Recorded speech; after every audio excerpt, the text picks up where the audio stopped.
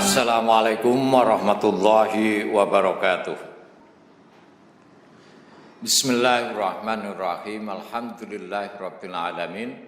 Wassalatu wassalamu ala asyrafil anbiya wal mursalin sayyidina maulana Muhammad wa ala alihi wa ashabihi ajmain, amma ba'du. Selamat bertemu kembali dengan saya Muhammad Ajib di channel Kampung Ilmu. Pada kesempatan ini saya akan membahas 3 fungsi belajar. Yang namanya belajar itu merupakan proses untuk mendapatkan pengetahuan baru. Di dalam proses tersebut ada upaya untuk mengingat-ingat hal yang pernah kita ketahui. Kadang beberapa hal, beberapa rumus-rumus, kaidah-kaidah bahkan harus kita hafalkan agar apa yang kita ketahui tetap melekat dalam ingatan kita.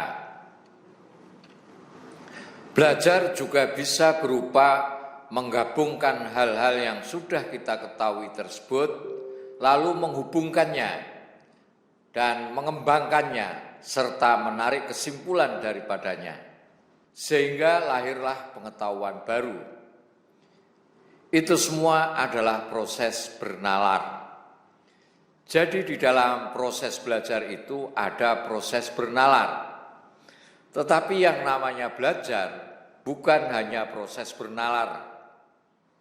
Ada juga proses mengumpulkan data, mencari data baru, mencari fakta-fakta baru, mencari informasi baru, dan lain-lainnya. Inilah kegiatan yang paling mendasar dalam dunia belajar. Data-data baru, informasi baru ini bisa digabungkan kembali dengan informasi yang lebih baru dan bisa juga digabungkan dengan informasi yang lama atau dengan data yang lama, kemudian menarik kesimpulan dari gabungan-gabungan informasi tersebut. Artinya, ada pengetahuan baru yang bisa diperoleh tanpa melalui proses bernalar, melainkan bisa juga pengetahuan baru tersebut diperoleh dengan proses mengamati, survei, ataupun observasi dan penelitian. Dengan demikian, bisa kita katakan bahwa pengetahuan baru bisa diperoleh melalui 2 cara. Pertama, dengan cara logika. Yang kedua dengan cara ilmiah. Cara logika yaitu tadi melalui penggabungan pengetahuan, menganalisa dan menarik kesimpulan. Dengan kata lain, bisa kita dapatkan ilmu pengetahuan baru itu melalui proses bernalar. Sedangkan cara ilmiah adalah melalui observasi, eksperimen, dan penelitian serta pengamatan. Namun fungsi belajar tidak terbatas hanya untuk mendapatkan pengetahuan baru tersebut.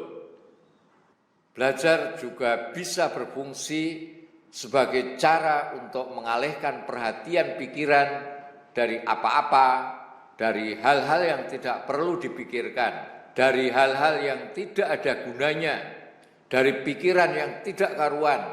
Belajar itu bisa mengalihkan dari pikiran yang ngoyo-woro. Mengapa kita harus belajar?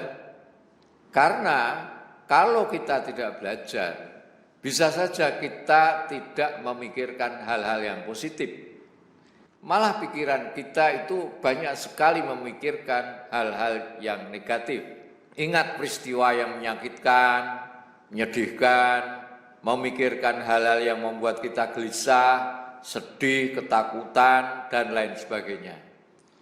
Sehingga akibatnya dapat mengacaukan akal pikiran kita. Kalau terlalu banyak kegelisahan, terlalu banyak kesedihan, maka akal pikiran menjadi tidak jernih. Bahkan dapat menyebabkan timbulnya perasaan kehilangan makna hidup, yang akhirnya membuat hidup menjadi hampa. Nah, oleh karena itu, selain daripada mengalihkan perhatian pikiran, belajar juga merupakan suatu proses untuk memberikan makna kepada kehidupan. Kenapa? Sebab kalau orang kehilangan makna di dalam hidupnya, maka pada saat itu jiwanya mengalami gangguan. Sehingga Sokrates mengatakan bahwa filsafat adalah terapi hidup sehari-hari. Artinya, agar jiwa kita tetap sehat, mental kita tetap sehat, otak kita tetap waras, kita perlu terus belajar dan belajar.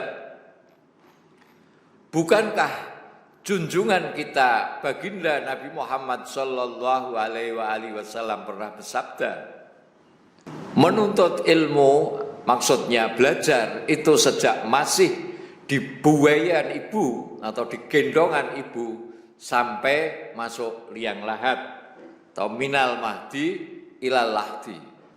Dari sini bisa dirangkum, bisa disimpulkan ada 3 fungsi kita di dalam belajar.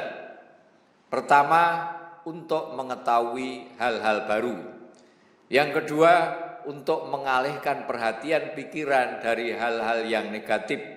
Yang ketiga, untuk mempertahankan makna atau memberikan makna pada kehidupan kita. Mungkin fungsi belajar lebih banyak, tidak hanya 3 ini. Sementara 3 ini saja. Mungkin fungsi belajar lebih banyak, tidak hanya 3. Silakan ditambahkan sendiri.